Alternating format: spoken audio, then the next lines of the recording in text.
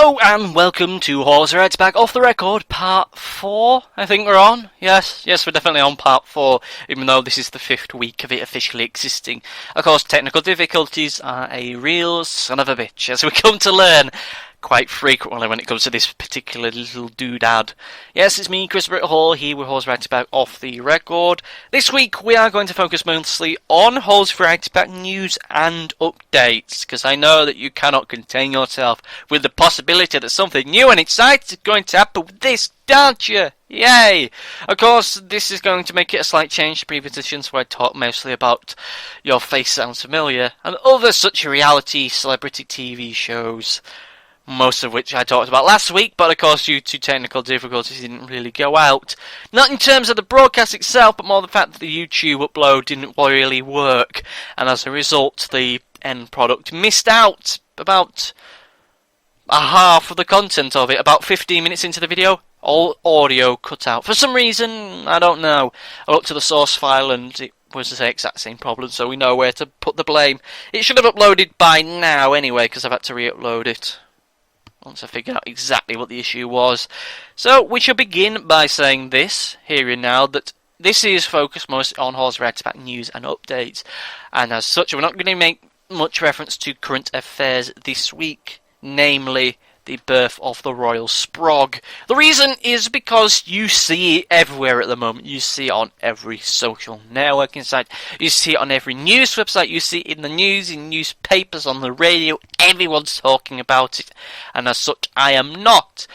It's not because I have any kind of disposition to the royals. I wish them well in their upcoming life with this new baby, George Alexander Louis. I wish them all the very best, but there's everything that can be said has been said. And the only thing that I can say that may be even remotely original is the fact that, don't you find it oddly ironic that the sun bursts in bad weather comes when this little baby's born? Anyone else want to read anything into that, perhaps? You know, when he was being unveiled to the crowds, he did make the Mr. Verne's excellent hand gestures, and also he stuck his fingers up to the audience. With that said, in terms of the weather side of things, this sudden stormy spell doesn't really seem to have affected me, at least. I know everyone else has been flood warnings and all kinds of amber alerts sent out for the rest of the UK. Well, that's not that bad. Maybe it's some kind of delay reaction thing, I'm not entirely sure. But it just, once again, feels rather odd. And once again, Carforth is this very strange jewel in the rough, this freak weather zone, where nothing really is happening. I will admit, it's incredibly humid. I've not got the fan on for this week's edition of the show, as last time, I was going to say last week, not strictly speaking last week due to the technical difficulties. Last time on the show we did have the great and the brilliant thing of me having the fan on in the background. I didn't think it would pick up. Oh, it did. Good God, it did. All in the background you hear it going like some kind of geriatric on a jelly or something like that. Of course, this week it's not here. No. It's staring at me. It's winking at me because I'm getting incredibly warm. This is like I think I said at the start of this. That's a sign of the heat. I think I said at the start, this is attempt number 7, or thereabouts for me to do this. So the heat is getting to me. I'm getting fairly foamed at the mouth, as I tend to do so when I've been speaking for extended periods of time, whether that be on the radio or in my course. That kind of always made it a little bit awkward when I'll be on my course. I'll be delivering a presentation, and they have to be about 10-15 minutes long. I get to about the 10 minute mark, and I'll be like, and so Samuel Beckett is looking as if I've just caught rabies or something. Having to take a brief moment to take a brief swig from a very brief, small but brief water bottle. And it's always that thing, though, when it comes to having examinations when at university, when it's oral examinations, you're always told that, if you need to take a moment to find your place on your script, or maybe just take a brief swig of water to clear your throat, by all means, you won't get marked down for it, and in fact, it's probably better that you do so, otherwise you may sound incoherent, or in fact, you may just lose your place and start to repeat yourself. You'd start to repeat yourself, you start to repeat yourself, you start to repeat yourself. And of course, no one really follows that advice, and those people that do kind of take that awkward second look just to make sure that it is alright for them to take a moment to look at a script. They'll be like, Samuel Beckett has been a very huge influence on the way that contemporary theatre is written and staged today. And we're now going to take this moment to look at the work of Harold Pinter.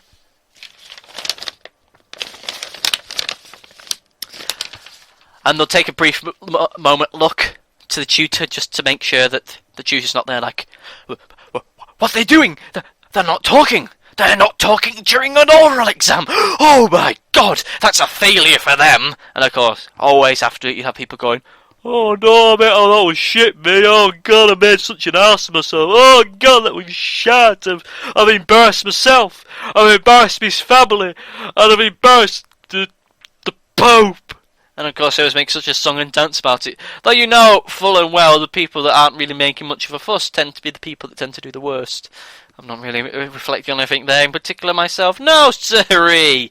Anyway, like I was saying, this is attempt number 7 at trying to do this, but it's so that I can produce the best possible content.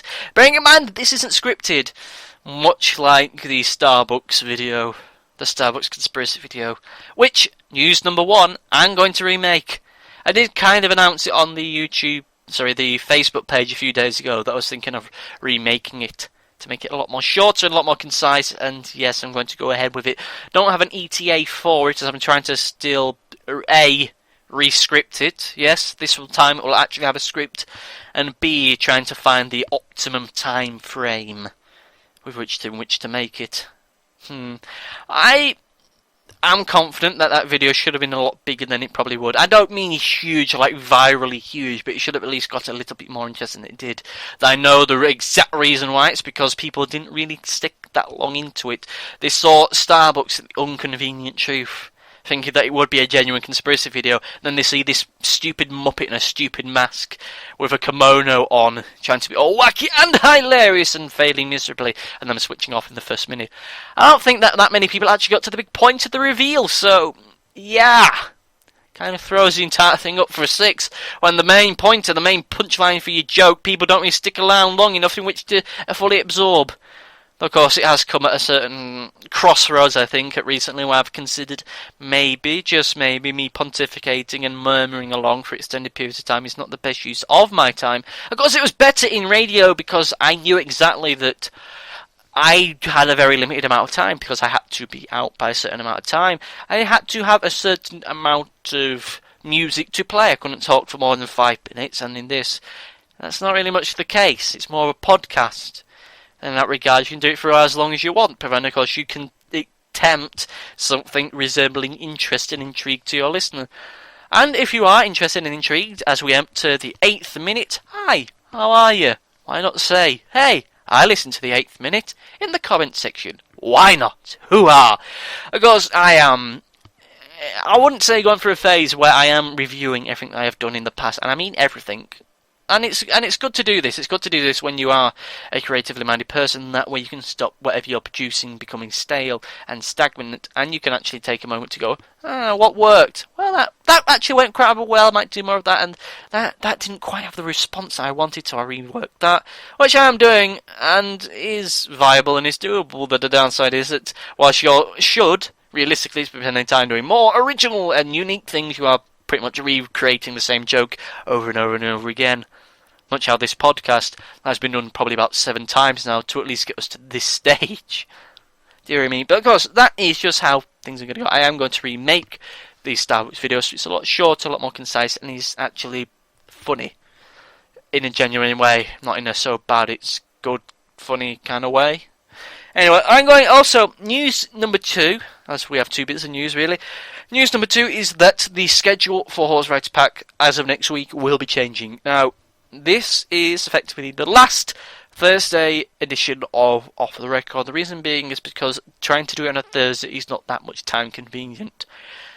As if something goes wrong on a Thursday, as has been the want for the past month or so, it means I only have realistically a day or two to resubmit and to remake and to re-upload the video for it to still remain relevant. And as we've noticed in previous weeks, there have been all kinds of technical worries creeping up out of the woodwork, ruining it for me and ruining it for you. And as a result, it means that, like with the video from last week, which turns out cut out after about 15 minutes. It was only today that I actually had a chance to sit down and alter it. Had that video been released on a Tuesday and it been updated now, wouldn't have been much of a problem. Being a week from a edition of the show, which should have happened 2 weeks ago, is a problem. And it also means that it then means I can have more time to work on the main video. I say main video, the main actual new, interesting, creative content video. Usually the commentaries, so I'm thinking of moving into other areas.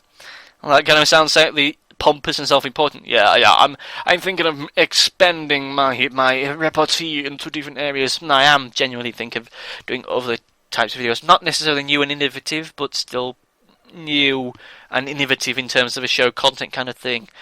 I will admit that I have been considering, and a lot of people are going to be shocked by this, doing a Let's Play video or two. Yes, I have done them in the past. There are a couple on the page itself, the YouTube page itself, which, I'll be honest, not funny, fairly boring, very long-winded, but I shall attempt in the coming weeks and months to try and do some more of those. I know that they are very much in vogue and everyone and their grandma's cat is making them at the moment, but at least it gives me something to do, as I do spend the time that I'm not attempting to go for a run and the time that I'm not attempting to do this, playing video games. At least then I combine business with pleasure, or pleasure with business.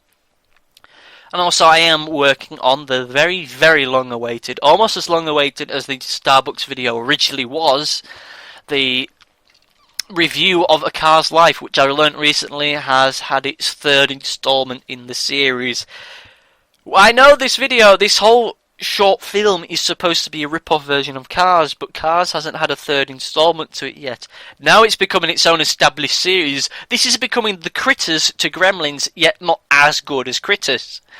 Oh my word, I did discover some other interesting facts about it, which I may divulge in upcoming weeks and months, depending on their relevance.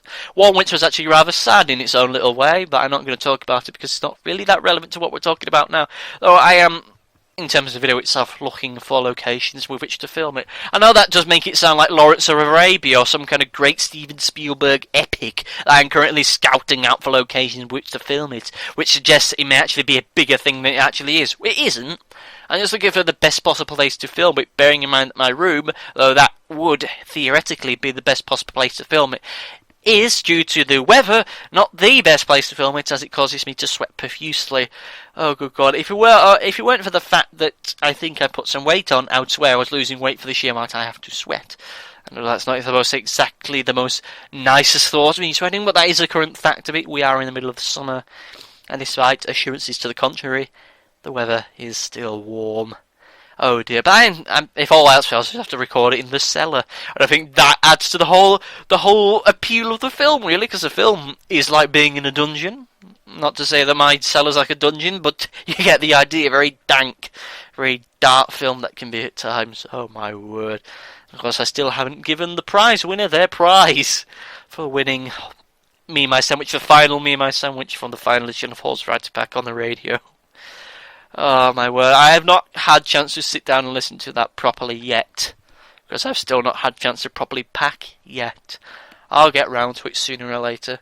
Of course, in previous years, when it came to packing and unpacking, I'd just leave stuff as it was, because if I left it long enough, it would save me packing to go back to university. And then it just meant that I'd had to use whatever sheer amount of shrapnel change I would end up getting from the first few nights drinking at Freshers to then use on washing. Now I have a washing machine of my own. No, I was going to make a stupid joke then, I'm not going to bother, because A, it wasn't going to be that funny, and B, I'm getting towards the end of this now. We're approaching the 15-minute mark, and I think that given the length of last week's edition, which was about 45 minutes, I think about 15 minutes is just about good enough, don't you think? Yes, so basically, the news is, in terms of Horse Rides Back, there will be a new schedule every Tuesday instead of every Thursday. Off the Record will broadcast with Thursday being whatever I have produced in the week. Whatever that may be, I should produce it. And I should produce it like a boss. And also, remaking the Starbucks video, so it's a lot shorter, more coherent. Of all the things that I've probably teased and mentioned in this week's edition of the show, that's probably the most likely to happen. What else is there? That's about it, yes. Experimenting with all the types of video, although I have attempted some of them before. Possibly not as many commentary videos in the future. You know, utilise what he's the most successful, and the commentary videos have been fairly modest success-wise. Anything else? Can I think anything wacky and hilarious to say about the Royal Sprog, just to try and hook in some additional views? No, I can't really think of anything hilarious to do with the Royal Sprog, so... Oh, yeah. I noticed that when the baby was born, they went out and they nailed a parchment to a golden weasel. Yeah. Dear me. Anyway, so that's pretty much it for this week's edition of the show. Horse Red Back will be back Tuesday, this time round, not Thursday, as we are currently changing around. Maybe live, maybe pre-recorded. We shall soon see. So until next time, my friends, I say unto you, goodbye.